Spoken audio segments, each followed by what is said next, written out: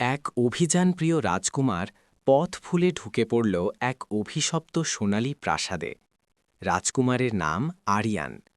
তার ঘোড়ার রুদ্র বনের কিনারে এসে হঠাৎ থমকে দাঁড়াল।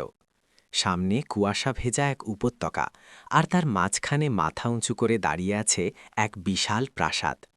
বিকেলের ম্লান আলোয় প্রাসাদটা ঝকমক করছে, পুরোটাই যেন নিরেট সোনা দিয়ে গড়া। আরিয়ান তার তলোয়ারের খাপটা একটু শক্ত করে ধরে প্রাসাদের ভেতরে পা রাখল, কিন্তু ভেতরে ঢুকতেই তার শিরদাঁড়া দিয়ে একটা হিমশীতল স্রোত বয়ে গেল। প্রাসাদের অদ্ভুত দৃশ্য। প্রাসাদটি দেখতে যতটা সুন্দর, পরিবেশটা ততটাই অস্বাভাবিক। স্তব্ধ সময়। প্রাসাদের বিশাল ঘড়িটির কাঁটা স্থির হয়ে আছে। মনে হচ্ছে কয়েক শতাব্দী ধরে এখানে সময় থমকে আছে। স্বর্ণমূর্তি। বারান্দায় দাঁড়িয়ে থাকা পাহারাদার থেকে শুরু করে টেবিলের ওপর রাখা ফলমূল, সবকিছুই সোনা। কিন্তু ভালো করে লক্ষ্য করতে আরিয়ানের হৃৎস্পন্দন বেড়ে গেল। পাহারাদারদের মুখের অভিব্যক্তি ভয়ার্ত, যেন তারা পাথর হওয়ার মুহূর্তে চরম যন্ত্রণায় ছিল। নিঃশব্দ হাহাকার। কোনো বাতাস নেই, কিন্তু আরিয়ানের কানে ভেসে আসছিল এক অশরীরী ফিসফাস শব্দ, অভিশপ্ত রহস্য। প্রাসাদের মূল কক্ষে আরিয়ান দেখল এক রাজকীয় সিংহাসন। সেখানে এক কঙ্কালসার বৃদ্ধ বসে আছে, যার হাত দুটি এখনও একটি সোনার মুকুট আঁকড়ে ধরে আছে। দেয়ালের গায়ে প্রাচীন লিপিতে খোদাই করা ছিল এক সতর্কবার্তা: লোভ যাকে অন্ধ করে, সোনা তাকে বন্দী করে। যা স্পর্শ করবে তাই তোমার শেষ নিঃশ্বাস কেড়ে নেবে। আরিয়ান বুঝতে পারল, এটা কোনো সাধারণ প্রাসাদ নয়, এটি স্পর্শের অভিশাপ। এখানে যা কিছু ছোঁয়া হয় তাই সোনায় পরিণত হয়, এমনকি রক্ত মাংসের মানুষও। হঠাৎ এক ঝলক দমকা হাওয়ায় প্রাসাদের বিশাল দরজাটা সশব্দ বন্ধ হয়ে গেল। আরিয়ান দেখল তার হাতের তলোয়ারের হাতলটা ধীরে ধীরে সোনালি বর্ণ ধারণ করছে। অভিশাপ তার শরীরেও ছড়াতে শুরু করেছে। গল্পের এই রোমাঞ্চকর মোড়ে আপনি কি করতে চান? ১. আরিয়ান কি কোনো গোপন সুড়ঙ্গ খুঁজে বের করবে পালানোর জন্য, নাকি সে প্রাসাদের মাঝখানে রাখা ওই রহস্যময় মুকুটটি ভেঙে অভিশাপ মুক্ত করার চেষ্টা করবে? আরিয়ান বুঝতে পারল, পালানোর পথ খোঁজার চেয়ে অভিশাপের মূলে আঘাত করাই বুদ্ধিমানের কাজ। তার হাতের চামড়া যখন ধীরে ধীরে শক্ত আর হলদেটে হতে শুরু করেছে, তখনই সে নজর দিল সিংহাসনে বসা সেই কঙ্কালের হাতে থাকা মুকুটটির দিকে। মুকুটটি থেকে এক অদ্ভুত নীলচে আভা বেরোচ্ছিল, যা প্রাসাদের বাকি সোনার ঔজ্জ্বল্যের চেয়ে আলাদা। আরিয়ান বুঝল, এই মুকুটই হল সেই অভিশপ্ত পরশপাথর, যা পুরো প্রাসাদকে গ্রাস করেছে। অভিশাপ মুক্তির লড়াই।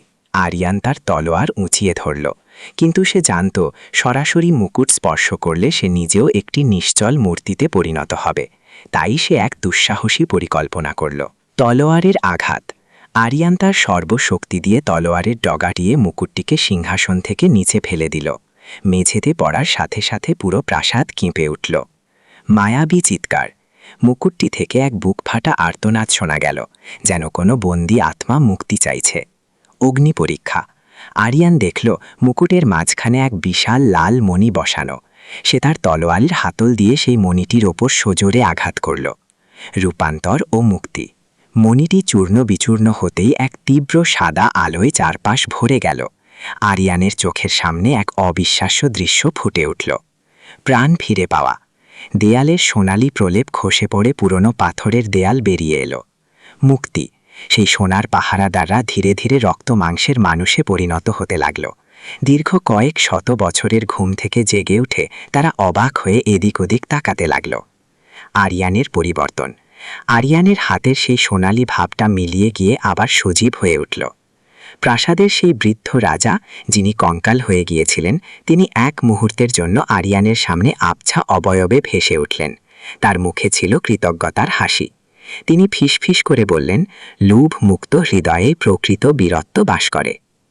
পরদিন সকালে সূর্য যখন উঠল, আরিয়ান দেখল সে বনের মাঝে এক ধ্বংসস্তূপের সামনে দাঁড়িয়ে আছে। সেখানে কোনো সোনার প্রাসাদ নেই, শুধু পড়ে আছে কিছু প্রাচীন পাথর। কিন্তু তার তলোয়ারের হাতলে রয়ে গেছে একটি ছোট্ট লাল মণির টুকরো, যা তাকে মনে করিয়ে দিচ্ছে সেই রোমাঞ্চকর অভিযানের কথা। লোভের ভয়াবহতা। প্রাসাদের প্রতিটি বস্তু সোনায় রূপান্তরিত হওয়া আসলে মানুষের অতৃপ্ত লোভের প্রতীক। যা কিছু আমরা অতিমাত্রায় আঁকড়ে ধরতে চাই, শেষ পর্যন্ত সেটাই আমাদের বন্দী করে ফেলে। রাজা সোনা চেয়েছিলেন, কিন্তু সেই সোনাই তাকে কঙ্কালে পরিণত করেছে। বাহ্যিক চাকচিক্য বনাম আভ্যন্তরীণ সত্য। প্রাসাদটি বাইরে থেকে ছিল ঝকঝকে সোনালি, কিন্তু ভেতরে ছিল স্থবিরতা আর মৃত্যু। জীবনে অনেক কিছু বাইরে থেকে আকর্ষণীয় মনে হলেও তার গভীরে বিষাদ থাকতে পারে। আরিয়ান সেই চাকচিক্যের মোহে না পড়ে সত্যের সন্ধান করেছে। ত্যাগের মহিমা। আরিয়ান যদি নিজের হাতে থাকা মণির টুকরোটির মায়া করত, তবে সে হয়তো কোনোদিনই পাতালপুরীর রহস্য ভেদ করতে পারত না। জাদুকরকে হারাতে সে তার কাছে থাকা একমাত্র মূল্যবান বস্তুটি, মণির টুকরো, উৎসর্গ করেছে। কিছু পাওয়ার জন্য অনেক সময় মূল্যবান কিছু হারানোর সাহস রাখতে হয়। প্রকৃত বীরত্বের সংজ্ঞা। গল্পের শেষে তলোয়ারে খোদাই করা লিপিটিই ছিল শ্রেষ্ঠ শিক্ষা। প্রকৃত সোনা হৃদয়ে থাকে, সিংহাসনে নয়। একজন মানুষের আসল মূল্য তার ধন সম্পদে নয়, বরং তার চারিত্রিক দৃঢ়তা, সাহসিকতা এবং দয়াশীলতায়। বিপদে পড়লে আতঙ্কিত না হয়ে শান্ত মাথায় সমাধান খোঁজা আরিয়ানের চরিত্রের বড় গুণ।